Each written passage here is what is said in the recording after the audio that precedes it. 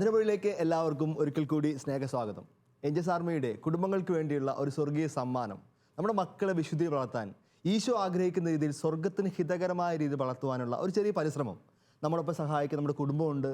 എല്ലാവരെയും പ്രത്യേകിച്ച് കുടുംബത്തെ, ഈ കുടുംബത്തിന് ഒരു പ്രത്യേകതകളൊക്കെ ഉണ്ട് കേട്ടോ. സാധാരണ നമ്മളിവിടെ ഒത്തിരി കുടുംബങ്ങൾ വന്നു പോയിട്ടുണ്ട്. എല്ലാവരും ഇവിടെ ഷാലോമിൻ്റെ സെറ്റിലിരുന്നിട്ട് ഒരു സ്റ്റുഡിയോയിലിരുന്ന് സംസാരിക്കുന്ന ഒരു ഫീലാണ്. പക്ഷേ ഈ കുടുംബത്തിനെ സംബന്ധിച്ച് ഇതൊരു ഷാലോമിൻ്റെ സെറ്റോ സ്റ്റുഡിയോയോ ഒന്നും അല്ല, മറിച്ച് അവർക്കൊരു ഹോംലി അഫെയറാണ്. അവരുടെ വീട്ടിലേക്ക് ചാരികസാരി ഇരുന്ന് സംസാരിക്കുന്നതിൻ്റെ ഒരു ഫീലൊക്കെ കാണും. അത് എന്നാന്ന് മനസ്സിലാവണമെങ്കിൽ അവരോട് തന്നെ ചോദിക്കാം. നമുക്ക് അപ്പച്ചനോട് ചോദിക്കാം. അപ്പച്ചൻ കുടുംബത്തിനെ ഒന്ന് പരിചയപ്പെടുത്തി തുടങ്ങിക്കോളൂ. അച്ഛാ, 1940കളിൽ തിരുവിതാംകൂറിൽ നിന്ന് മലബാറിൽ വന്ന പെരുവണ്ണാമൂഴിയിൽ സെറ്റിലായ ഒരു കുടുംബത്തിൽ, കർഷക കുടുംബത്തിലാണ് ഞങ്ങൾ ജനിക്കുന്നത്. അപ്പച്ചൻ്റെ പേര് സുഭാഷ് ജോർജ്. അങ്ങനെ കർഷക മാതാപിതാക്കളിൽ ജനിച്ചു. ഞങ്ങൾ 11 മക്കളായിരുന്നു, 6 ആണും 5 പെണ്ണും.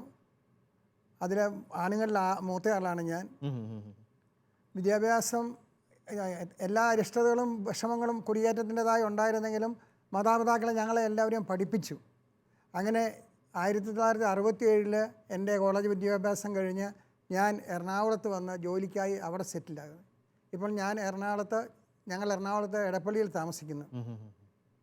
ഞങ്ങളുടെ വീട് ഞങ്ങൾ ജനിച്ച തറവാട് 1997 അന്ന് ശാലോമിന് ഞങ്ങൾ ഗിഫ്റ്റ് ചെയ്യുകയായിരുന്നു. മനസ്സിലായി, ഇതാണ് നമ്മുടെ ബന്ധം. ഇവരിരുന്ന് സംസാരിക്കുന്നത് ഇവരുടെ തറവാട്ടിലിരുന്നുകൊണ്ടാണെന്നുള്ളതാണ് ചുരുക്ക വ്യാഖ്യാനം. എനിക്ക് 3 മക്കളാണ്. ഞങ്ങൾ 11 പേര്. എനിക്ക് 3 മക്കള്, 2 ആൺമക്കളും 1 മോളും. അതിൽ മൂത്തയാളാണ് പ്രദീപേട്ടൻ ഒരു മെക്കാനിക്കൽ എഞ്ചിനീയർ ആയിരുന്നു. ഇപ്പോൾ ഡയറി ഫാം നടന്നല്ലേ? ചേട്ടൻ ഒന്ന് പരിചയപ്പെടുത്തിക്കോളൂ. എൻ്റെ പേര് പ്രദീപ് എന്നാണ്. ഇത് എൻ്റെ വൈഫിൻ്റെ പേര് റീസ. അമ്മച്ചിയുടെ പേര് ലീനാമ്മ. ഞങ്ങളുടെ കല്യാണം 1973 കഴിയുന്നു. ആലക്കോട് ചെറുനിലം ഫാമിലിയിൽ നിന്നാണ്. അവർ 8 പേരുണ്ടായിരുന്നു. എല്ലാം 11 8 വലിയ നമ്പറുകളാണ്. അപ്പോൾ നമ്മൾ പറയാൻ പറ്റിയ ഒരു കാര്യമുണ്ട്. ഈ 11 8 കഴിഞ്ഞിട്ട് ഇപ്പോൾ നമ്മുടെ പ്രിയപ്പെട്ട പ്രദീപേട്ടും ട്രീസ് ചേച്ചല്ലേ, ഇവർക്ക് 2 പേർക്കും ഉണ്ട് 8 മക്കള്. വലിയൊരു കുടുംബത്തോടൊപ്പമാണ്, കുടുംബത്തിന് നടുക്കാണ് നമ്മളായിരിക്കുന്നത്. അല്ല സാർ, ഞങ്ങൾക്ക് 16 കൊച്ചുമക്കളുണ്ട്. പ്രദീപിന്റെ അനിയനും 3 പേരുണ്ട്. പ്രദീപിന്റെ ഏറ്റവും ഇളയ പെങ്ങൾക്ക്, അതായത് എൻ്റെ മോൾക്ക് 5 പേരുണ്ട്. അങ്ങനെ 16 കൊച്ചുമക്കളുണ്ട് ഞങ്ങൾക്ക്. പ്രദീപേട്ടൻ്റെ പ്രൊഫഷൻ ഒന്ന്? ഞാൻ ബേസിക്കലി ഒരു മെക്കാനിക്കൽ എഞ്ചിനീയർ ആണ്. കഴിഞ്ഞ 18 വർഷമായിട്ട് പശുക്കളുടെ പുറകെയാണ്. മെക്കാനിക്കൽ എഞ്ചിനീയർ പശുക്കളുടെ പുറകെ പോകുന്നത് വളരെ വ്യത്യസ്തമായ ഒരു സംഭവമായിരിക്കും. അത് ദൈവ ഒരു വിളിയായിട്ട് തന്നെ ഞാൻ സ്വീകരിച്ച് ചെയ്യുന്നൊരു പ്രവൃത്തിയാണ്. നല്ല പാല് കുട്ടികൾക്ക് എത്തിക്കാനുള്ള ഒരു ദൈവവിളിയിൽ പ്രവർത്തിക്കുന്നു. പാല് വളത്തിൽ, പശു വളത്തിൽ ദൈവവിളിയാന്ന് പറയുന്ന ഇത് ഭയങ്കര ഒരു തിയോളജിയാണ് കേട്ടോ. ഭയങ്കര സംഭവമാണ്. എല്ലാ പ്രൊഫഷനും ദൈവവിളി. നമ്മൾ ടീച്ചറായിരുന്നല്ലോ അല്ലേ? ടീച്ചിങ് ഒക്കെ ദൈവവിളി എന്നൊക്കെ ഞാനും പ്രസംഗിച്ചിട്ടൊക്കെ ഉണ്ട്. പക്ഷേ പശു വളത്തിൽ ദൈവവിളിയാന്ന് അല്ലെങ്കിൽ ഒരു 18 വർഷം ഈ മേഖലയിൽ എന്നെ പോലെയുള്ള അല്ലെങ്കിൽ ഒരു എഞ്ചിനീയറിംഗ് കഴിഞ്ഞുള്ള ഒരാൾ പിടിച്ചു നിൽക്കുക എന്ന് പറയുന്നത് ഇന്നത്തെ കാലത്തൊട്ടും സാധ്യത കുറവാണ്. അപ്പോൾ ആ ഒരു പ്രൊഫഷനിലേക്ക് 2001 അതൊരു മിഷനായിട്ട് തന്നെ എടുത്തു. ഇന്ന് ദൈവം അനുഗ്രഹിച്ച് കേരളം അല്ലാതെ തന്നെ ഒരു 3 സ്റ്റേറ്റിൽ പശുവളത്തിലായിട്ട് ബന്ധപ്പെട്ട് പ്രവർത്തിച്ചിട്ടുണ്ട്. കർഷകരുടെ ഇടയിൽ കേരള ഗവൺമെൻറ്റിന് കൺസൾട്ടൻ്റായിട്ട് പ്രവർത്തിച്ചിട്ടുണ്ട്. അതിനൊക്കെ ദൈവം അവസരം ഒരുക്കിയതൊരു ഇതിനകത്തുള്ള ദൈവ പദ്ധതിയാണെന്നുള്ളത് കണ്ടതുകൊണ്ട് തന്നെയാണ്. ഇനിയും ഒരുപാട് കാര്യങ്ങൾ ഈ മേഖലയിൽ ചെയ്യാനുണ്ട്. ഞങ്ങൾക്ക് 8 മക്കളുണ്ട്. 8 മക്കളുടെ ഒരു ഏജ് അങ്ങനെ ടീച്ചർ ഒന്ന് പറയാമോ? മൂത്ത മകളുടെ പേര് മരിയ ജോർജ്. അവള് 11ാം ക്ലാസ്സിലാണ് പഠിക്കുന്നത്.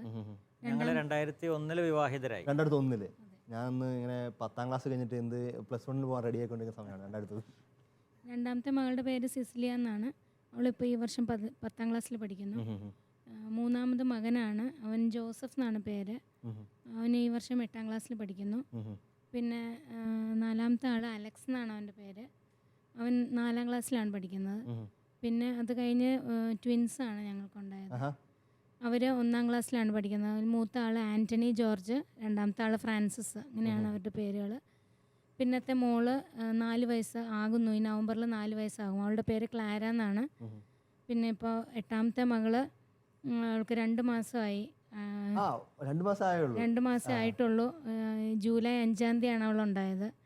അവളുടെ പേര് എമിലിയ എന്നാണ്. ഞാൻ ഓർക്കുന്നുണ്ട് കഴിഞ്ഞ പ്രാവശ്യം ഒരു ശാലമണ്ട് നമ്മുടെ മധുരമഴ ഷൂട്ടിങ്ങിന് ഇവർ വരാന്ന് പറഞ്ഞ സമയത്താണ്, ആ സമയത്താണ് കുഞ്ഞുണ്ടായി, വളരെ ചേച്ചി പ്രഗ്നൻസിയുടെ ലാസ്റ്റ് അതെ, സ്റ്റേജുകളായിരുന്നു. അതുകൊണ്ടാണ് ആ സമയത്ത് വരാൻ പറ്റാത്തത്. ഓക്കെ.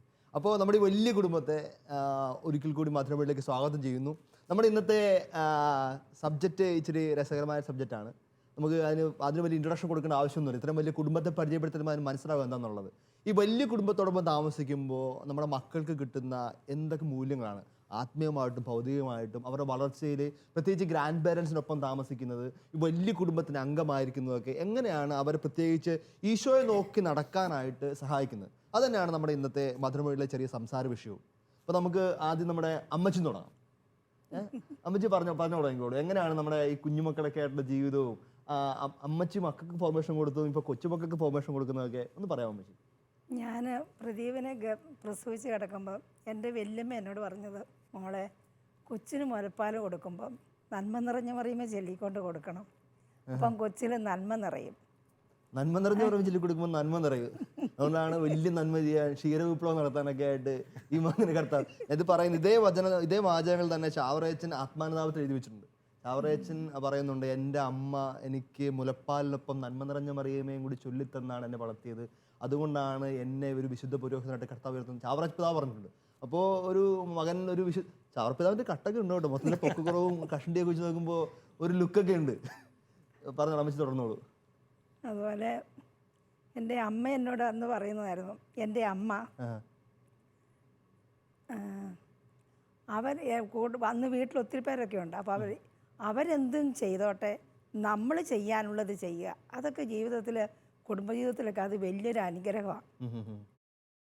നമ്മൾ കുടുംബജീവിതം നയിക്കുമ്പോൾ നമ്മൾ ചെയ്യാനുള്ളത് ചെയ്യുക, മറ്റുള്ളവരെന്തും അങ്ങനെയുള്ളൊരു ഇത് വെക്കരുത്. നമ്മൾ ചെയ്യാനുള്ളത് ചെയ്യുക. അതൊക്കെ വലിയൊരു അനുഗ്രഹമായിട്ട് എനിക്ക് തോന്നുന്നു. ഇത്രയും കുടുംബമായിട്ട് വലിയ മക്കളൊക്കെ ആയിട്ട് ജീവിക്കുമ്പോഴേ നമുക്ക് ഒത്തിരി കാര്യങ്ങൾ ചെയ്തു തീർക്കാൻ എപ്പോഴും ഉണ്ട്, കുറേ കാര്യങ്ങൾ ചെയ്യാനുണ്ടെന്നുള്ളത്. നമുക്ക് നമ്മുടെ അപ്പച്ചനോട് ചോദിക്കാം. ഇനി അപ്പച്ചൻ ഇപ്പം ഇത്രയും 8 മക്കളുടെ കൂടെ 8 മക്കളും മകനും മരുമകളും എല്ലാവരും താമസിക്കുമ്പോൾ പക്ഷെ അതൊരു വലിയ സന്തോഷമുള്ള കാര്യമാണ്. ഇന്ന് പല പേരൻസും അനുഭവിക്കാത്തൊരു സന്തോഷം, സുഖമാണ് ഞങ്ങൾക്ക്. സൗഭാഗ്യമാണത്. സൗഭാഗ്യമാണ്. കാരണം ഞാൻ 10-25 വർഷം ഗൾഫിൽ ജോലി ചെയ്യുമായിരുന്നു. അപ്പോൾ എനിക്കൊരു വലിയ ആഗ്രഹം എൻ്റെ മനസ്സിലുണ്ടായിരുന്നു, ദൈവമേ എൻ്റെ മക്കളെങ്കിലും ഈ ഗൾഫിൽ പുറത്തേക്ക് പോകാതെ ഇന്ത്യയിൽ തന്നെ നിൽക്കണേന്ന്. അത് ദൈവം അനുഗ്രഹിച്ചു തന്നു. അപ്പോൾ എൻ്റെ മക്കളെല്ലാവരും എൻ്റെ കൂടത്തിൽ തന്നെയുണ്ട്, ചുറ്റുപാടിലും ഉണ്ട്. അപ്പോൾ അവരുമായിട്ടുള്ള ഒരു ജീവിതം ഒത്തിരി സന്തോഷപ്രദവും രസകരവുമാണ്. കുഞ്ഞു പിള്ളേരൊക്കെ കൊണ്ട് തന്നെ നമുക്ക് തന്നെ ഒരു കൂടുതൽ എനർജി, ആരോഗ്യമൊക്കെ അതിൽ നിന്ന് കിട്ടുന്നുണ്ട്. മക്കളെ പക്ഷേ സ്ട്രിക്റ്റായിട്ട് നമ്മൾ കാര്യങ്ങൾ അവരെ ഗൈഡ് ചെയ്യേണ്ടത് വിധത്തിൽ നമ്മൾ ഗൈഡ് ചെയ്യണം. അപ്പോൾ അത് ഞങ്ങളെ സംബന്ധിച്ച് ഞങ്ങൾക്കൊരു വലിയ പ്രശ്നമായിട്ട് തോന്നുന്നില്ല. മക്കളെല്ലാം സിസ്റ്റമാറ്റിക്കായിട്ട് ചിട്ടയോടുകൂടി എല്ലാ കാര്യങ്ങളും നടത്തും. അങ്ങനെ ഒരു പരിശീലനമാണ്. പ്രാർത്ഥനാ ജീവിതത്തിലാണെങ്കിലും വൈകുന്നേരം പ്രാർത്ഥനാ സമയത്തിനൊക്കെ ഒരു ചിട്ടയുണ്ട്. ആ ചിട്ട അതുമനുസരിച്ച് കൃത്യസമയത്ത് തന്നെ പ്രാർത്ഥിക്കണം എന്നുള്ള കാര്യങ്ങളൊക്കെ ഞാൻ ഇൻസിസ്റ്റ് ചെയ്യും. ഇവരിപ്പോൾ പ്രദീപ് ഇല്ലെങ്കിൽ പോലും പ്രദീപ് ജോലി സംബന്ധമായിട്ടൊക്കെ ആണെങ്കിൽ പോലും ഞങ്ങൾ കറക്റ്റ് 8 മണി 8:15 കുരിശ് വരയ്ക്ക് തുടങ്ങണമെന്നുള്ളതുണ്ട്. അതിനു മുമ്പ് ഇപ്പോൾ പഠനങ്ങളും അവർക്ക് ഭക്ഷണവും ക്രമീകെല്ലാം കഴിച്ചിട്ട് 8:15 പ്രാർത്ഥനയ്ക്ക് വരണം. അതെല്ലാവരും ഒരുമിച്ചിരുന്ന് പ്രാർത്ഥിക്കും. ഇത് പേരൻറ്റിങ്ങിൽ പ്രത്യേകിച്ച് നമ്മുടെ മക്കളെ വിശ്വാസം വളർത്താനുള്ള പ്രധാനപ്പെട്ട ഒരു പോയിന്റാണെന്ന് തോന്നുന്നു. ഒരു പ്രാർത്ഥനയ്ക്കൊക്കെ ഒരു ചിട്ട ഉണ്ടായിരിക്കുക. വൈകുന്നേരം ഏതെങ്കിലും സമയത്തൊക്കെ ചെല്ലാതെ 7 മണി അല്ലെങ്കിൽ 8 മണി ഒരു കൺസിസ്റ്റൻസി ഒക്കെ ഉണ്ടെങ്കിൽ തന്നെ അതിൽ തന്നെ പിള്ളേർ ആ ഒരു സിസ്റ്റത്തിലേക്ക് വീണോളും. പിള്ളേർ മുട്ടയിൽ നിൽക്കുക, മുട്ടയിൽ നിന്ന് ഓരോരുത്തരും ചെറുതുങ്ങൾ ആദ്യമേ കർത്താവിൻ്റെ മാലാഖ ചെല്ലുക. അങ്ങനെ ഓരോരുത്തരും ചെല്ലുക. ഓരോ പപ്പായ അതിനൊക്കെ ഒരു കൃത്യമായിട്ടൊരു ഇൻസിസ്റ്റ് ചെയ്തിട്ടുണ്ട്. ഇന്ന ചെയ്യണം, ഇങ്ങനെ ചെയ്യണം, ഓരോ ദിവസം ഇങ്ങനെ തുടങ്ങണം. ഒരാൾ ഇന്ന് തുടങ്ങിയാൽ അടുത്ത ദിവസം വേറൊരാൾ തുടങ്ങുക. അതൊക്കെ എല്ലാം കറക്റ്റായിട്ട് എല്ലാം പറഞ്ഞു കൊടുത്തിട്ടുണ്ട്. മുട്ടയിൽ നിന്ന് ആദ്യമേ ഞങ്ങൾ കൈവക്കി സ്തുതിച്ചിട്ടേ തുടങ്ങുള്ളൂ. എല്ലാവരും കൂടെ കൈവക്കി സ്തുതിച്ച് നന്ദി പറഞ്ഞതിന് ശേഷമേ ഞങ്ങൾ തുടങ്ങുള്ളൂ കർത്താവിൻ്റെ മാലാഖ. അതുപോലെ പ്രാർത്ഥനയുടെ സമയത്ത് മുട്ട നീക്കണം. പുറകോട്ട് നോക്കാൻ പാടില്ല. പുറകോട്ട് നോക്കിയ പാപ്പ അപ്പം പറയും, ഈശോയെ നോക്ക്, ഈശോയെ നോക്ക്. ഇതൊക്കെ വലിയ കാറ്റഗിസമാണ്. ഈശോയെ തന്നെ നോക്കണം, പുറകോട്ടല്ല നോക്കണ്ടത്, സൈഡിലേക്കല്ല നോക്കണ്ടത്, കർത്താവിലേക്ക് തന്നെ നോക്കണം എന്നൊക്കെ പറയുന്നത് വൻ ടീച്ചിങ്, വൻ തിയോളജി പറഞ്ഞു കൊടുക്കും കുഞ്ഞിങ്ങൾക്ക് കൊടുക്കുന്നത്.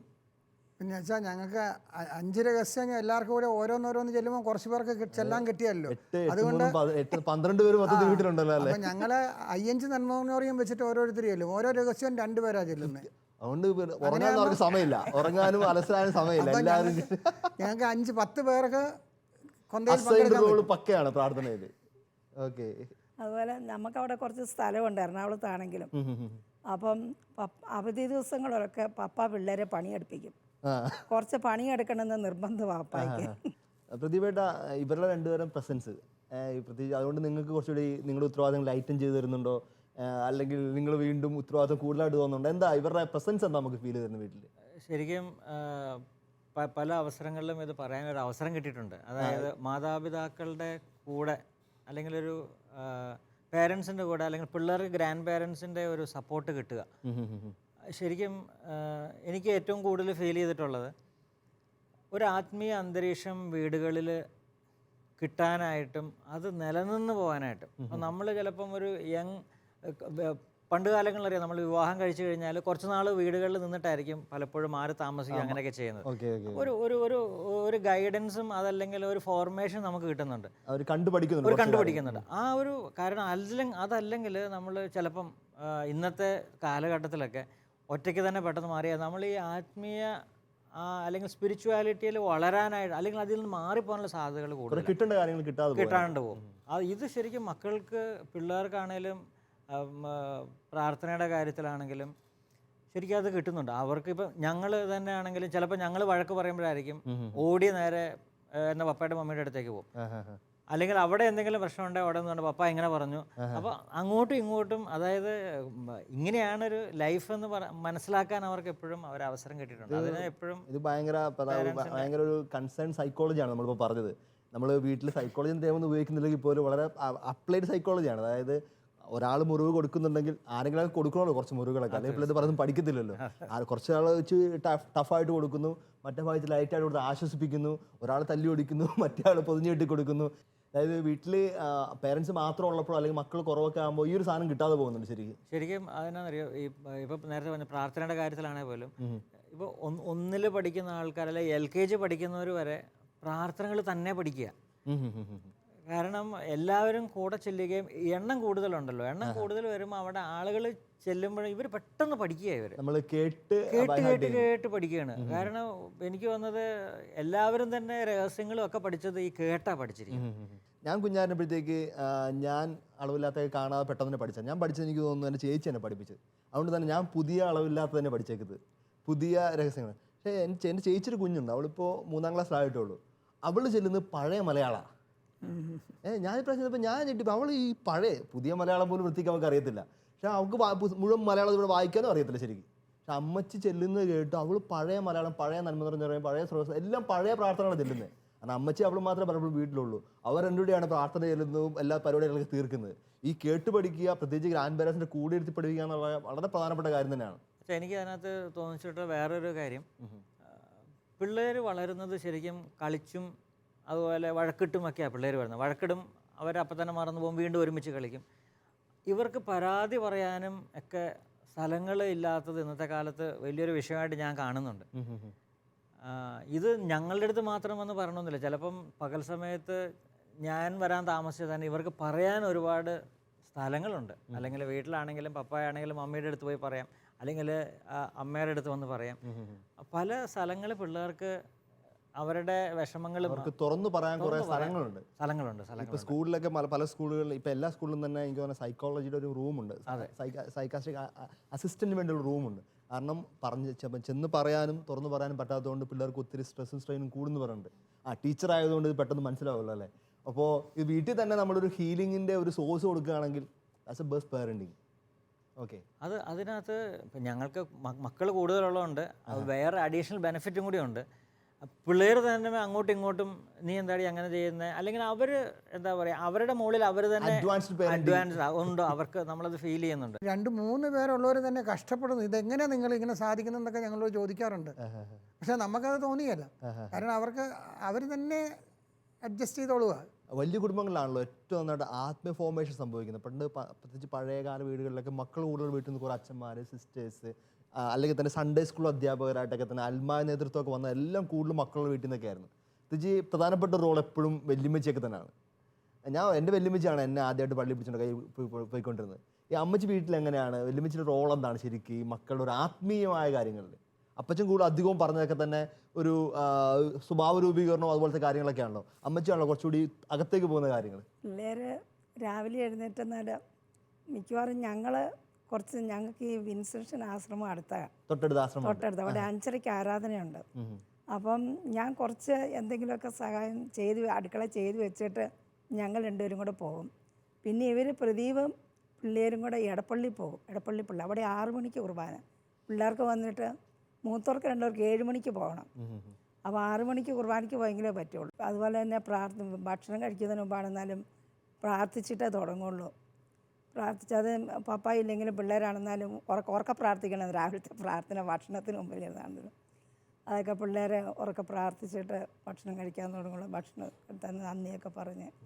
അതുപോലെ പിള്ളേരെ എല്ലാവരും ചോദിക്കും, നിങ്ങൾ ഇത്രയും മക്കൾക്ക് എങ്ങനെ ഭക്ഷണമൊക്കെ കൊടുക്കും? പിള്ളേരെ എല്ലാവരും ഞങ്ങൾ ഒരുമിച്ചിരുന്ന് ഭക്ഷണം കഴിക്കും.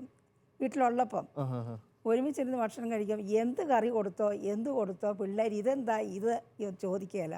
എന്ത് കൊടുത്താലും പിള്ളേർ കഴിക്കും.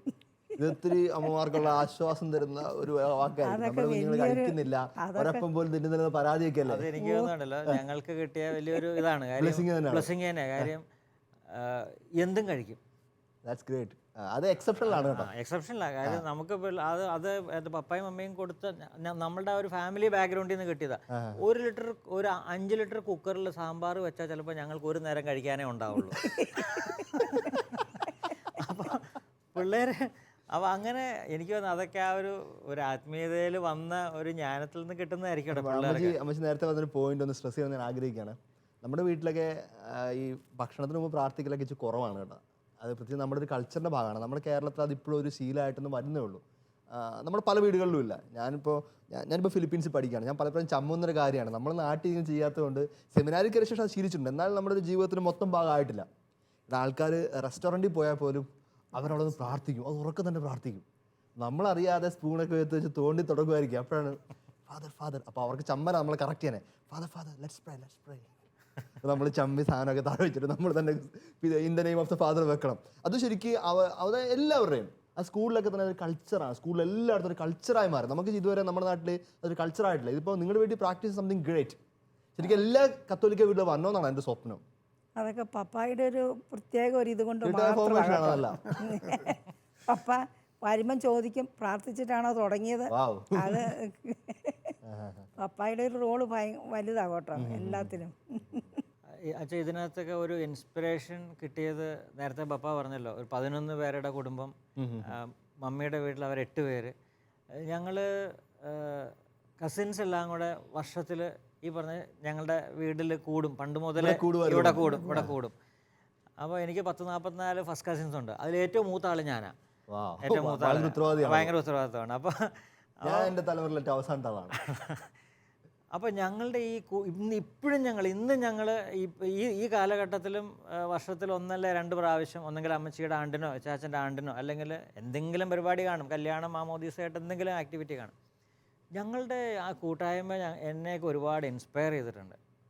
സാധാരണ ഇന്നത്തെ കൂട്ടായ്മകൾ പലതും പല സന്തോഷത്തിനു വേണ്ടി പല സാധനങ്ങൾ എക്സ്ട്രാ വരുന്നതിന് പകരം ഞങ്ങളുടെ കൂട്ടായ്മകളിൽ ഞങ്ങളുടെ പ്രസൻസും ഞങ്ങളുടെ ഈ പ്രദേശവും ഞങ്ങളുടെ പുഴയൊക്കെ വലിയതായിട്ട് ഞങ്ങളെ ഇൻസ്പയർ ചെയ്തിട്ടുണ്ട്. പ്രത്യേകിച്ച് ശാലോമിൻ്റെ അടുത്തുള്ള പുഴയൊക്കെ. അപ്പം ഇതൊക്കെ കൂടുതൽ മക്കളുണ്ടാകാനൊക്കെ വന്ന ഒരു ചിന്തകളിലൊന്നാണ് ഈ ഒരു യൂണിയൻ. അതെ. അതുകൊണ്ട് ആയിരിക്കാം പെങ്ങൾക്ക് 5 പിള്ളേരുണ്ട്, എൻ്റെ കസിൻ്റെ 4 പേരുണ്ട്. എല്ലാവരും ഏതാണ്ട് ആ ഒരേ ട്രെൻഡിൽ ഇങ്ങനെ മക്കൾ വേണമെന്ന് ചിന്തിക്കുന്ന. ഇവിടെ ചേച്ചിയോട് ചോദ്യം ചോദിക്കാൻ ആഗ്രഹിക്കുകയാണ്. ഇപ്പോൾ ചേച്ചി ഒരു ടീച്ചറും കൂടി ആയിരുന്നു ബൈ പ്രൊഫഷൻ. ചേട്ടനൊരു മെക്കാനിക്കൽ എഞ്ചിനീയറുമാണ്. അപ്പോൾ നിങ്ങളെല്ലാം ഇച്ചിരി ഒരു എലീറ്റ് കമ്മ്യൂണിറ്റിയുടെ ഭാഗമാണ് നാച്ചുറലി. ചേച്ചി പഠിപ്പിച്ച ഭാവൻസിലൊക്കെ എന്ന് നേരത്തെ പറഞ്ഞിരുന്നു. അപ്പോൾ അതെല്ലാം ഇച്ചിരി ഹൈഫൈ സ്കൂളുകളൊക്കെ തന്നെയാണ് എറണാകുളം സിറ്റിയിൽ. അപ്പോൾ ഈ 8 മക്കൾ എന്നൊക്കെ പറയുന്നത് എല്ലാവരും തന്നെ ഒരു ഇൻവേർട്ടർ കോമയിലിട്ടും ഒരു മഞ്ഞക്കണ്ണാലയുടെ കാണാനും ചില ക്യാപ്ഷൻ ഡയലോഗുകളൊക്കെ വെക്കാനും സാധ്യതയുള്ള ഒരു ഏരിയയും കൂടിയാണല്ലോ. അപ്പം ഞാൻ കൂട്ടുകാരോട് പറയുകയാണെങ്കിൽ തന്നെ അവർ ചോദിക്കും, അയ്യോ ഇത്രയും മക്കളുണ്ടോ എന്നൊക്കെ ചോദിക്കും. അപ്പം ഞാൻ എപ്പോഴും പറയുന്നത് ഇതെൻ്റെ ഒരു വലിയൊരു ദൈവാനുഗ്രഹമാണ്. ദൈവം തന്നൊരു വലിയൊരു അനുഗ്രഹമാണ് മക്കൾ. അതോടൊപ്പം തന്നെ അത് അക്സെപ്റ്റ് ചെയ്യാനായിട്ടുള്ളൊരു മനസ്സുള്ള മാതാപിതാക്കൾ അതുമുണ്ട്. അപ്പം പപ്പയുടെ മമ്മിയുടെ സൈഡിൽ നിന്നാണെങ്കിലും അവർ ഇപ്പം ഇത് വീട്ടിലാണെങ്കിലും മദർ ഇൻ ലോസ് ചിലപ്പം ഇങ്ങനെ മക്കൾ ഒത്തിരി അധികം മക്കളുണ്ടാകുമ്പോൾ ചിലപ്പോൾ എതിർത്തെന്ന് വരും. അപ്പോൾ അതിനൊത്തിരി സപ്പോർട്ടീവായിരുന്നു മമ്മി. അതോടൊപ്പം തന്നെ എൻ്റെ അമ്മയും മക്കളുണ്ടാകുമ്പം എൻ്റെ ഒരു ഹെൽത്തിനെ ഓർത്ത് ചിലപ്പം ആശങ്കപ്പെട്ടിട്ടുണ്ടെങ്കിലും മക്കളുണ്ടാകുന്ന അമ്മയ്ക്കും ഒത്തിരി സന്തോഷമുള്ളൊരു കാര്യമാണ്. മക്കളൊക്കെ വീട്ടിൽ ചെല്ലുമ്പം അവർക്ക് നല്ല ഭക്ഷണം ഉണ്ടാക്കി കൊടുക്കുകയും ഒക്കെ അമ്മ ചെയ്യാറുണ്ട്. അപ്പോൾ അങ്ങനെ ഒത്തിരി സപ്പോർട്ടീവാണ് പേരൻസ്. ആ പേരൻസിൻ്റെ സൈഡിൽ നിന്ന് അത്രയും ഒരു സപ്പോർട്ട് എനിക്ക് കിട്ടിയതുകൊണ്ടാണ് മക്കൾ ഇത്ര സുഗമമായിട്ട് എനിക്ക് കാര്യങ്ങൾ ചെയ്യാനായിട്ട് പറ്റുന്നത്. ഏറ്റവും കൂടുതൽ ദൈവാനുഗ്രഹമുണ്ട്. അതിൻ്റെ ഒപ്പം തന്നെ എല്ലാ ഫാക്ടേഴ്സും ചുറ്റുപാടുകളെല്ലാം തന്നെ സഹായകരമാണ്. പിന്നെ കൂട്ടുകാരോട് ചോദിക്കുമ്പോഴാണേലും അവർ കൂട്ടുകാരാണേലും പലരും ഇൻസ്പയർഡ് ആയിട്ടുണ്ട്. ഇത്രയും മക്കളുണ്ടോ, അതെ. എന്നിട്ട് പലരും ചോദിക്കും അതെങ്ങനെ മാനേജ് ചെയ്യുന്നു. അപ്പം ഞാൻ പറഞ്ഞ കാര്യങ്ങളൊക്കെ ഇങ്ങനെ പറയുമ്പോൾ അവർക്കും ചിലപ്പോൾ നമുക്കൊന്ന് നോക്കാം എന്നുള്ള ഒരു മട്ടിലേക്ക് അവരും സംസാരിക്കാറുണ്ട്. പ്രദീപേട്ടൻ ഇങ്ങനെ ഈ ഒരു പ്രൊഫഷണൽ പ്രഷറും ഫാമിലി പ്രഷറും അങ്ങനെ എന്തെങ്കിലും സംഭവങ്ങളൊക്കെ ഇതുമായി ഈ മക്കളുടെ എണ്ണമായിട്ട് ബന്ധപ്പെട്ട് അഫക്റ്റ് ചെയ്ത് ബുദ്ധിമുട്ടുണ്ടായിട്ടുണ്ട്? മക്കളുടെ എണ്ണം ഇപ്പം ഞങ്ങളെ സംബന്ധിച്ച് പ്രൊഫഷണലി പറയുകയാണെങ്കിൽ ഓരോ മക്കളുണ്ടായപ്പോഴും ദൈവം ഒരുപാട് പുതിയ അവസരങ്ങൾ തന്നിട്ടുണ്ട്. ഒരുപാട് പുതിയ അവസരങ്ങൾ. അല്ലെങ്കിൽ ഒരു മെക്കാനിക്കൽ ഫീൽഡിലുള്ള ഒരു പ്രൊഫഷനിലുള്ള ഒരാൾ ഒരു 3 സ്റ്റേറ്റിൽ ഡയറി ഫാമിംഗ് ആയിട്ട് ബന്ധപ്പെട്ട് വർക്ക് ചെയ്യുക എന്ന് പറഞ്ഞാൽ നമ്മൾ ലോജിക്കലി നമ്മൾ ആലോചിച്ചാൽ അതിനുള്ള സാധ്യതകളില്ല. അപ്പോൾ ദൈവം കൊണ്ട് നടക്കുന്ന. അപ്പോൾ ഇതെല്ലാം മക്കൾ ഉണ്ടാകുന്നതനുസരിച്ചാണ് ഇത് നമുക്ക് കൂടുതൽ ദൈവാനുഗ്രഹങ്ങൾ കിട്ടിക്കൊണ്ട് ഓരോ കുഞ്ഞും പുത്തൻ അനുഗ്രഹമായിട്ടാണ് വന്നുകൊണ്ടിരിക്കുന്നത്. പ്രത്യേകിച്ച് പിള്ളേർ പഠിക്കുന്ന സ്കൂളിൽ തന്നെ ഒരുപാട് പേർക്ക് എനിക്ക് പേഴ്സണലി അറിയാം. ഒരു കുട്ടി മതി എന്ന് തീരുമാനിച്ച ഫാമിലി രണ്ടാമതൊരു കൊച്ചിനെ സ്വീകരിച്ചവരുണ്ട്. 3 ഉണ്ടായവർ 4 ആയവരുണ്ട്. അപ്പം നമുക്കെല്ലാം ഇതൊരു മക്കളുണ്ടാകുക എന്ന് പറയുന്നത് ഇപ്പോൾ സഭ പഠിപ്പിക്കുന്നതാണല്ലോ. പ്രസവം നിർത്തുക എന്ന് പറയുന്നത് സഭയുടെ ഒരു കർത്താവിന്റെ ഹിതത്തിന് എതിരാണ്, അടക്കലാണ്. അപ്പോൾ അതിന് സപ്പോർട്ടീവായിട്ട് എല്ലാവരും വരുമ്പോഴാണല്ലോ നമുക്ക് കൂടുതൽ മക്കളെ സ്വീകരിക്കാനും ഒക്കെ ഒരു അവസരം ഉണ്ടാകുന്നത്. ഞാനിപ്പോൾ ചേട്ടൻ പറഞ്ഞപ്പോഴത്തേക്ക് ഇങ്ങനെ ആലോചിക്കാൻ, അടുത്തിടെ എൻ്റെ ഒരു സുഹൃത്ത് ഡോക്ടറാണ്. എഗെയിൻ ഇപ്പം ചേച്ചി വീണ്ടും പ്രഗ്നൻ്റ് ആണ്. ചേച്ചിയുടെ ആദ്യത്തെ കുഞ്ഞിനുണ്ടായ ശേഷം ഇങ്ങനെ 6-7 വർഷം കഴിഞ്ഞ അടുത്തൊരു കൊച്ചു വരുന്നത്. ഈ ഓരോ കുഞ്ഞുങ്ങളെയും കാണുമ്പോഴത്തേക്ക് ഇവൾ ചോദിക്കും എന്നാ നമുക്ക് വാവ് വരുന്നത് എപ്പോഴും ഉള്ള ഇവളുടെ ചോദ്യം ഇതാണ്. ഇവർക്ക് ആഗ്രഹമില്ലാണ്ട് താല്പര്യമില്ലാണ്ടല്ല കർത്താവ്. പക്ഷേ ഇപ്പോൾ റീസെൻ്റ്ലി കഴിഞ്ഞ മാസം അവർ ചേച്ചി പ്രഗ്നൻ്റ് ആയി. അപ്പോൾ ഞാൻ ആലോചിക്കാം എന്തോരം പേരാണ് കൊതിച്ചിരിക്കുന്നത് ഒരു കുഞ്ഞിനെ വരാൻ വേണ്ടി. അപ്പോൾ ഇതുപോലെയുള്ള കുടുംബങ്ങൾ 7-8 മക്കളുള്ള കുടുംബങ്ങളൊക്കെ കേട്ടുകൊണ്ടിരിക്കുന്നവർക്ക് ഒത്തിരി പേർക്ക് ഒരു ദൈവഹിതത്തോടെ എസ് പറയാനുള്ള വലിയൊരു കാരണമാവട്ടെ എന്ന് പ്രാർത്ഥിക്കുന്നു. അച്ഛാ, എനിക്ക് ഫീൽ ചെയ്തിട്ടുള്ള ഒരു പ്രധാനപ്പെട്ട ഒരു വിഷയം, മക്കൾ വളരാനായിട്ട് ദൈവം തന്നെ ആഗ്രഹിക്കുന്നത് കുടുംബങ്ങളിലാണ് മക്കൾ വളരുന്നത്. അപ്പോൾ അതിനൊരു സ്ട്രക്ചർ ദൈവം കണ്ടെത്തിയിരിക്കുന്നത് മാതാപിതാക്കളും ഗ്രാൻഡ് പേരൻസും കൂടെ സപ്പോർട്ട് ചെയ്യുമ്പോഴാണ്. ഒരു തലമുറകളുടെ സംഗമം വരുമ്പോഴാണ് അവിടെ പിള്ളേരുടെ ഒരു ശരിയായ ഒരു ഫോർമേഷന് സഹായിക്കുക. അതിനകത്ത് ഓരോരുത്തർക്കും അവരുടേതായ വ്യക്തമായ അസൈൻ റോളുണ്ട്. ആ റോള് കറക്റ്റായിട്ട് നടക്കുകയും അതാണ് ഏറ്റവും നല്ല പാരൻറ്റിങ് എന്ന് പറയുന്നത്. Best way of parenting. ഇന്ന് കൂടുതലും ഫാമിലീസ് സെപ്പറേറ്റഡ് ആയിട്ട് ന്യൂക്ലിയസ് ഫാമിലീസ് ആയിട്ട് മാറുന്നു. അപ്പോൾ അതെല്ലാം അഫക്റ്റ് ചെയ്യുന്നത് കുഞ്ഞുങ്ങളിലുള്ള ചില കാര്യങ്ങളിൽ നഷ്ടം വരുന്നു. നമ്മുടെ സമയം തീരുകയാണ്. ഞാനിപ്പോൾ 2 കാര്യങ്ങൾ പറഞ്ഞിട്ട് അവസാനിപ്പിക്കുന്നതായിരിക്കുന്നു. എൻ്റെ ഫിലിപ്പീൻസിലെ എൻ്റെ പള്ളിയിൽ എല്ലാ ദിവസവും വരുന്ന കപ്പിൾസ് ഉണ്ട്. എല്ലാ ദിവസവും ഒരു പള്ളി വരും. ഒരാളൊരു സീനിയർ ഹൈക്കോടതി ജഡ്ജാണ്. പുള്ളിയുടെ ഭാര്യ വലിയൊരു ബിസിനസ് പ്രസ്ഥാനത്തിൻ്റെ ഒത്തിരി വലിയ ഓഫീസുകളുള്ള ഒരു ആൻറ്റിയാണ്. പക്ഷേ ഇവരെല്ലാ ദിവസവും പള്ളി വരും. പള്ളി കഴിഞ്ഞിട്ട് മിക്കവാറും ഇവർ സംസാരിക്കാൻ ഇവർക്ക് മക്കളും കൊച്ചുമക്കളൊക്കെ ആയി. അപ്പോൾ ഒരു ദിവസം എന്നോട് ഈ അങ്കിൾ വന്നിട്ട് പറയാണ്, വക്കീൽ വന്നിട്ട് പറയാണ്, ഫാദർ വി ആർ അപ്പോസൽസ്. ഞാൻ ചോദിച്ചു അതെങ്ങനെ നിങ്ങൾ അപ്പോസൽസ് ആവുന്നത്? We are doing apostolate. ഞാൻ ചോദിച്ചു എന്ത് അപ്പോസലേറ്റ് നിങ്ങൾ ചെയ്യുന്നതെന്ന് ചോദിച്ചു. അപ്പോൾ അവർ പറയാണ്, അപ്പോൾ ഫിലിപ്പീൻസ് ഭാഷ തഗാലോഗാണ്. തഗാലോഗിൽ ആപ്പോ എന്ന് പറഞ്ഞാൽ കൊച്ചു പിള്ളേർക്കാണ് പറയുന്നത്. ആപ്പോ ഗ്രാൻഡ് ചിൽഡ്രൻ പറയുന്നവരാണ് ആപ്പോ, കുഞ്ഞുങ്ങൾ പറയണത്. ആപ്പോയെ നോക്കുന്നതാണ് അപ്പോസലേറ്റ്. ഞാൻ നിങ്ങളോട് സംസാരിപ്പോൾ അതാ തോന്നി. ശരിക്കും ഇതൊരു അപ്പോസലേറ്റ് ആണ്.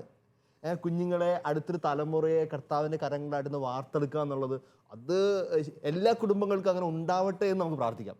പക്ഷേ ഒത്തിരി കുടുംബങ്ങൾക്ക് ഈ ഒരു ഭാഗ്യമില്ല. എനിക്ക് തോന്നുന്നു ഒരു 75% കുടുംബങ്ങൾക്ക് ഈ ഒരു ഭാഗ്യമില്ല. നിങ്ങൾ ഭയങ്കര അതിഭീകരമായ വിധം ഭാഗ്യം ചെയ്ത രണ്ടുപേരാണ്. കാരണം രണ്ടുപേരും ഫുൾ ടൈം നിങ്ങളോടുണ്ടെന്നുള്ളത്. പക്ഷേ എനിക്ക് തോന്നുന്നു ഇത് കേട്ടുകൊണ്ടിരിക്കുമ്പോൾ പലർക്കും തോന്നുന്നൊരു ആശങ്കയുണ്ട്. ഒരു 75% മലയാളി കുടുംബങ്ങൾക്ക് ഒരു ഭാഗ്യമില്ല. ഒന്ന് അധികം ആൾക്കാരും വിദേശത്താണ്, ജോലിക്ക് വേണ്ടി വിദേശത്തോ അല്ലെങ്കിൽ കേരളത്തിന് പുറത്തൊക്കെ ആയിരിക്കുന്നവരാണ്, അല്ലെങ്കിൽ തന്നെ ഒരിക്കലും ഗ്രാൻഡ് പാരൻസ് രണ്ടുപേരെ ഒരുമിച്ച് കിട്ടാൻ ഭാഗ്യം ചെയ്യാത്തവരാണ്. അങ്ങനെ പല കുറവുണ്ട്. പക്ഷെ അങ്ങനെയുള്ളത് വിഷമിക്കേണ്ട, അതിന് നമുക്ക് വഴിയുണ്ട്. കാരണം ഇവിടെ ഏറ്റവും പ്രധാനപ്പെട്ട കാര്യം ഇവരുടെ പ്രാർത്ഥന തന്നെയാണ്. കൂടെ ഇല്ലെങ്കിൽ പോലും ഒരുമിച്ച് നിന്ന് പ്രാർത്ഥിക്കുന്ന. ഞാൻ ഒരു ദിവസം ഒരു വീട്ടിൽ പോയപ്പോഴത്തേക്ക്, ഞാൻ വേറെ എപ്പിസോഡ് ഷെയർ ചെയ്യാൻ തോന്നുന്നു, ഞാൻ ഒരു വീട്ടിൽ ബ്ലസ് ചെയ്യാൻ പോയപ്പോഴത്തേക്ക് ഒരു റൂമിലൂടെ കടന്നു പോയപ്പോൾ കുറേ ഒച്ചയും വെള്ളം കേൾക്കുന്നു. ഞാൻ തിരിഞ്ഞൊക്കെ നോക്കി, ഒന്നും കാണുന്നില്ല. ഞാൻ ഞെട്ടിപ്പോയി, ദൈവം വല്ലോ പിശാച് വല്ലോ അവിടെ വെഞ്ചരിക്കാൻ നടക്കുക, വീട് വെഞ്ചരിക്കാൻ വേണ്ടി എന്നെ വിളിച്ചതാ. ഞാൻ അടുത്ത റൂമിൽ ചെന്നപ്പോൾ ആ മുറി ബഹളമില്ല. ഞാൻ വീണ്ടും ഈ വെഞ്ചരിപ്പ് കഴിഞ്ഞ് ഈ റൂമിലോട്ട് തിരിച്ചു പോകുന്നപ്പോൾ വീണ്ടും ആ മുറി എത്തിയപ്പോൾ പിള്ളേർ ഒച്ച കേൾക്കുന്നു. അപ്പോഴാണ് പറഞ്ഞത്, വീട്ടിൽ പിള്ളേരൊക്കെ വിദേശത്താണ്, അതുകൊണ്ട് സ്കൈപ്പ് ഓൺ ചെയ്തിട്ട് വെക്കുക. പകല് അധിക സമയം കുഞ്ഞുങ്ങളൊക്കെ ആയിട്ടിരുന്ന് വർത്താനം പറച്ചില്ല, വെല്ലുപ്പനും വെല്ലുമ്മയും കൂടി. കാരണം അതുകൊണ്ട് തന്നെ ഈ പിള്ളേർക്ക് ഇവർ മിസ് ചെയ്യുന്നില്ല. നമുക്ക് ഒത്തിരി സാധ്യതകൾ ഇപ്പോഴുണ്ട് നമ്മുടെ കുഞ്ഞുങ്ങളുമായിട്ട് ടച്ച് ആയിരിക്കാൻ, എവിടെയായിരുന്നാലും.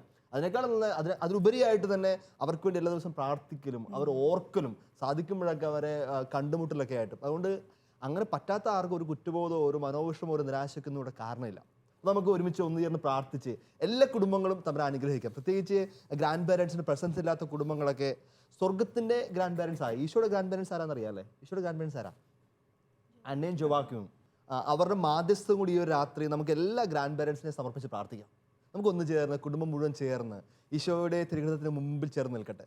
പ്രത്യേകിച്ച് കുടുംബത്തിലെ ഗ്രാൻഡ് പാരൻസ് ഒക്കെ ഉണ്ടെങ്കിൽ അവർ കുഞ്ഞുമക്കളെ ചേർത്ത് പിടിക്കട്ടെ, അവരോടൊപ്പം ചേർന്ന് നിന്ന് സംസാരിക്കട്ടെ. ഈ നിമിഷം സ്വർഗത്തിലേക്ക് തങ്ങളുടെ കുഞ്ഞുമക്കളെ ഒന്ന് ഉയർത്തട്ടെ. അവർ സ്വർഗം തന്ന ഏറ്റവും വലിയ സമ്മാനമായ, കുടുംബങ്ങളുടെ ഏറ്റവും വലിയ നിധിയായ, അനുഗ്രഹമായ ആ കുടുംബങ്ങളെ ഈശോയെ നീ ജ്ഞാനത്തിലും പ്രായത്തിലും വിശുദ്ധിയിലും വിജ്ഞാനത്തിലും ദൈവത്തിൻ്റെയും മനുഷ്യരുടെയും പ്രീതി വളർന്നു വന്നതുപോലെ ഞങ്ങളുടെ കുഞ്ഞുങ്ങൾ വളർന്നു വരാനുള്ള കൃപ കൊടുക്കണമേ. അവർക്ക് കിട്ടേണ്ടതെല്ലാം ആത്മീയവും ശാരീരികവുമായ എല്ലാ കൃപാവരങ്ങളും അവരുടെ ഏറ്റവും ബാല്യത്തിൽ തന്നെ അതിൻ്റെ പൂർണ്ണതയിൽ കൊടുക്കാൻ എല്ലാ മാതാപിതാക്കൾക്കും, അവരെ സഹായിക്കാൻ എല്ലാ വല്യപ്പച്ചന്മാർക്കും വല്യമ്മച്ചന്മാർക്കും കൃപ കൊടുക്കട്ടെ. നിരാശപ്പെട്ടിരിക്കുന്ന ആരുമില്ലെന്നൊക്കെ വിചാരിക്കുന്ന ഏതെങ്കിലും വല്യപ്പച്ചന്മാരും വല്യമ്മച്ചന്മാരും ഇതിപ്പോൾ കേട്ടിരിക്കുന്നുണ്ടെങ്കിൽ, ഞങ്ങളോടൊപ്പം പ്രാർത്ഥിക്കുന്നുണ്ടെങ്കിൽ, സ്വർഗം അവർക്കുണ്ടെന്ന് ഉറപ്പ് അവർക്ക് കൊടുക്കണമേ. വർഷങ്ങളായിട്ട് കുടുംബങ്ങളിലേക്ക് മടങ്ങിപ്പോകാതിരിക്കുന്ന ഏതെങ്കിലും മക്കളൊക്കെ ഉണ്ടെങ്കിൽ, മാതാപിതാക്കളുടെ പിണങ്ങിയിരിക്കുന്നവരൊക്കെ ഉണ്ടെങ്കിൽ, ഈ നിമിഷം തമ്പുരാനെ അവർ ഹീൽ ചെയ്യപ്പെടട്ടെ, അവരുടെ മുറിവുകൾ ഉണക്കപ്പെടട്ടെ, അവരുടെ വെറുപ്പും വൈരാഗ്യവും എല്ലാം മാറട്ടെ. കുടുംബ ബന്ധങ്ങൾ ഈ നിമിഷം തന്നെ ഊട്ടിയുറപ്പിക്കപ്പെടട്ടെ. ആ മേഖലയിലുള്ള സാത്താൻ്റെ എല്ലാ കെട്ടുപാടുകളും നിന്റെ നാമത്തിൽ ഞങ്ങൾ ശാസിച്ച് പ്രാർത്ഥിക്കുന്നു. എല്ലാ കുടുംബങ്ങളും ഒന്നായി തീരട്ടെ. എല്ലാ കുടുംബങ്ങളും സ്വർഗത്തിലേക്ക് കരങ്ങൾ ചേർത്ത് പിടിച്ച് ഒന്നു ചേർന്ന് നടന്നു ചെല്ലട്ടെ. നമുക്കൊന്ന് ചേർന്ന് തലകുമ്പിട്ട് ഈശോമിശിഹായുടെ ആശീർവാദം സ്വീകരിക്കാം. നമ്മുടെ കർത്താവ് ഈശോമിശിഹായുടെ കൃപയും പിതാവായ ദൈവത്തിൻ്റെ സ്നേഹവും പരിശുദ്ധാത്മാവിൻ്റെ സഹവാസവും പരിശുദ്ധ അമ്മയുടെയും സ്വർഗം മുഴുവൻ്റെയും മാധ്യസ്ഥവും സംരക്ഷണവും നാം എല്ലാവരും ഉണ്ടായിരിക്കട്ടെ, ഇപ്പോഴും എപ്പോഴും എന്നേക്കും. ഈശോമിശിഹായ്ക്ക് സ്തുതിയായിരിക്കട്ടെ.